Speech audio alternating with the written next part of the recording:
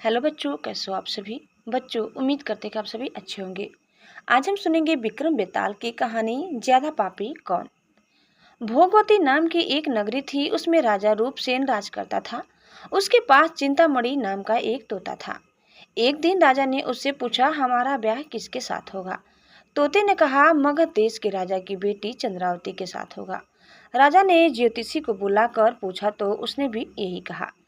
उधर मगध देश की राजकन्या के पास एक मैना थी, उसका नाम था मदन मंजरी। एक दिन राजकन्या ने उससे पूछा कि मेरा विवाह किसके साथ होगा, तो उसने कह दिया कि भोगवती नगर के राजा रूपसेन के साथ। इसके बाद दोनों का विवाह हो गया। रानी के साथ उसकी मैना भी आ गई। राजा रानी ने तोता मैना का ब्याह करके उन्हें एक पिंजरे में रख दिया। एक दिन की बात है, तोता मैना में बहस हो गई। मैना ने कहा, आदमी बड़ा पापी, दगाबाज और अधर्मी होता है। तोते ने कहा, स्त्री झूठी, लालची और हत्यारी होती है। दोनों का झगड़ा बढ़ गया तो राजा ने कहा, क्या बात है, तुम आपस में लड़ते क्यों हो। मैना ने कहा, महाराज, मर्द बड़े बुरे होते हैं। इसके बाद मैना ने एक कहानी सुनाई। इलापुर नगर में महाधन नाम का एक सेठ रहता था। विवाह के बहुत दिनों के बाद उसके घर एक लड़का पैदा हुआ।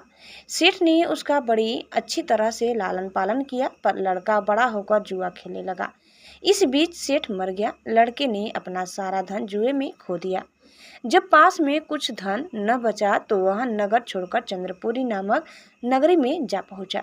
वहाँ हेमगुप्त गुप्त नाम का साहूकार रहता था। उसके पास जाकर उसने अपने पिता का परिचय दिया और कहा कि मैं जहाज लेकर सौदागरी करने गया था।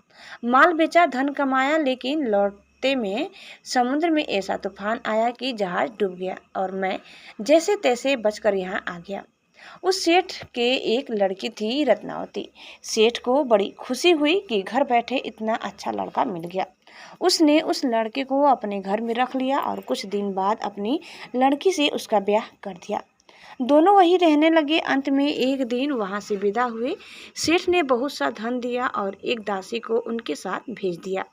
रास्ते में एक जंगल पड़ता था। वहां आकर लड़के ने स्त्री से कहा, यहाँ बहुत डर है, तुम अपने गहने उतारकर मेरी कमर में बांध दो। लड़की ने ऐसा ही किया। इसके बाद लड़के ने कहारों को धन देकर डोले को वापस करा दिया और दासी को मारकर कुएं में डाल दिया। फिर स्त्री को भी कुएं में पटक कर आगे बढ़ गया।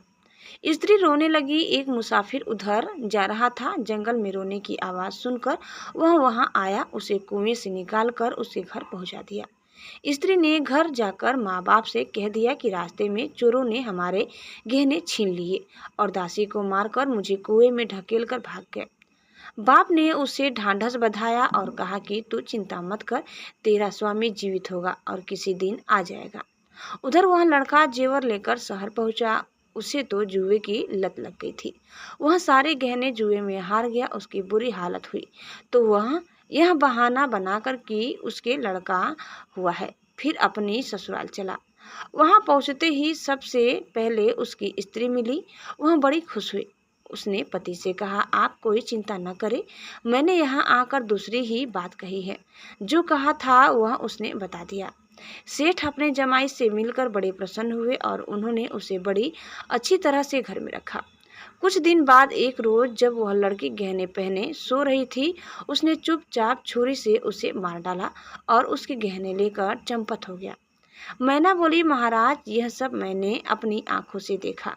ऐसा पापी होता है आदमी। राजा ने तोते से कहा, अब तुम बताओ कि स्त्री क्यों बुरी होती है। इस पर तोते ने यह कहानी सुनाई। कंचनपुर में सागर दत्त नाम का एक सेठ रहता था। उसके श्री दत्त नाम का एक लड़का था। वहां से कुछ दूर पर एक और नगर था, श्री विजयपुर। उसमें सोमदत्त नाम का सेठ रहता था। उसके एक लड़की थी, वह श्रीदत्त को ब्याही थी। ब्याह के बाद श्रीदत्त व्यापार करने प्रदेश चला गया। 12 बरस हो गए और वह न आया तो जयश्री व्याकुल होने लगी। एक दिन वह अपनी अटारी पर खड़ी थी कि एक आदमी उसे दिखाई दिया। उसे देखते ही वह उस पर मोहित हो गई। उसने उसे अपनी सखी के घर बुलवा लिया। रात होते ही वह उस सखी के घर चली जाती और रात भर वहां रहकर दिन निकलने से पहले ही लौट आती। इस तरह बहुत दिन बीत गए। इस बीच एक दिन उसका पति परदेश से लौट आया। स्त्री बड़ी दुखी हुई। अब वह क्या करे। पति हारा थका था। जल्दी ही उसकी आंख लग गई और स्त्री उठकर अपने दोस्त के पास चल दी। रास्ते में एक चोर खड़ा था। वह देखने लगा कि स्त्री कहाँ जाती है। धीरे धीरे वह सहेली के मकान पर पहुंची। चोर भी पीछे पीछे गया। संयोग से उस आदमी को सांप ने काट लिया था और वह मरा पड़ा था। स्त्री ने समझा सो रहा है। वहीं आंगन में पीपल का एक पेड़ था जिस पर एक पिशाच बैठा यह लीला देख रहा था। उसने उस आदमी के शरीर में प्रवेश करके उस स्त्री की नाक काट ली और फिर उस आदमी की देह से निकलकर पेड़ पर जा बैठा। स्त्री रोती हुई अपनी सहेली के पास गई। सहेली ने कहा कि तुम अपने पति के पास जाओ और वहां बैठकर रोने लगो। कोई पूछे तो कह देना कि पति ने नाक काट ली है। उसने ऐसा ही किया। उसका रोना सुनकर लोग इकट्ठे हो गए। आदमी जाग उठा। उसे सारा हाल मालूम हुआ तो वह बड़ा दुखी हुआ। लड़की के बाप ने कोतवाल को खबर दे दी। कोतवाल उन सबको राजा के पास ले गया। लड़की की हालत देखकर राजा को बड़ा गुस्सा आया। उसने कहा, इस आदमी को सूली पर लटका दो। वह चोर वहां खड़ा था। जब उसने देखा कि एक बेकसूर आदमी को सूली पर लटकाया जा रहा है तो उसने राजा के सामने जाकर सब हाल सच सच बता दिया। बोला, अगर मेरी बात का विश्वास न हो तो जाकर देख लीजिए। उस आदमी के मुंह में स्त्री की नाक है। राजा ने दिखाया तो बात सच निकली। इतना कहकर तोता बोला, हे राजा, स्त्रियां ऐसी ही होती है। राजा ने उस स्त्री का सिर मुंडवाकर गधे पर चढ़ाकर नगर में घुमवाया और शहर से बाहर छुड़वा दिया। यह कहानी सुनाकर बेताल बोला, राजा बताओ कि दोनों में ज्यादा पापी कौन है। राजा ने कहा, स्त्री। बेताल ने पूछा, कैसे।